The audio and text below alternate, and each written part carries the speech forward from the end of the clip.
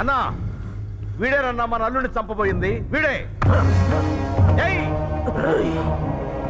వీడిని తీసుకెళ్లి ఆ షెట్లో కట్టేయండి. రేపు తెల్లారేలోగా వెంగళరెడ్డి నా కాళ్ల మీద పడకపోతే వీడి తల వాడి గుమ్మానికి ఎలాడుతుంది.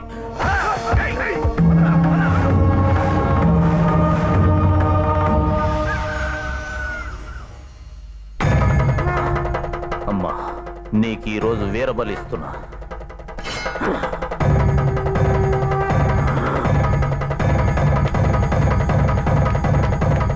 వాడిని లాక్కురండి.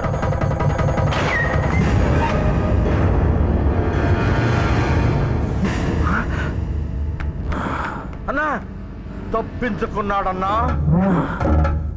తప్పించుకోవడం ఏంట్రా? వాడిని నేనే వదిలేసానండి, చంపేస్తారేమోనని.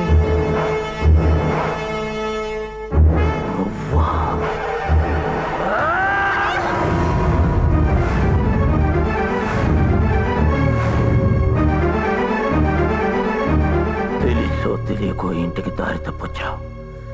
నా చెల్లెలిచ్చిన మాట ప్రకారం 7 రోజులు ఇంట్లో అతిథిగా ఉన్నావు. ఈ రోజుతో ఆ గడువు పూర్తయింది.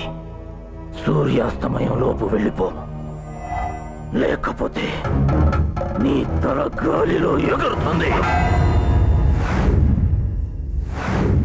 ఇప్పుడు చెబుతున్నా విను.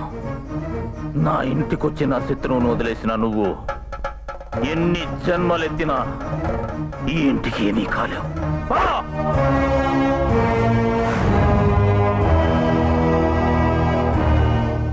ఒక విషయం, ఈ చుట్టుపక్కల ఉన్న అన్ని గ్రామాలు మీ మాట వినొచ్చు, కానీ ఆ పైన ఉన్నవాడి మాట ప్రపంచం మొత్తం వింటుంది.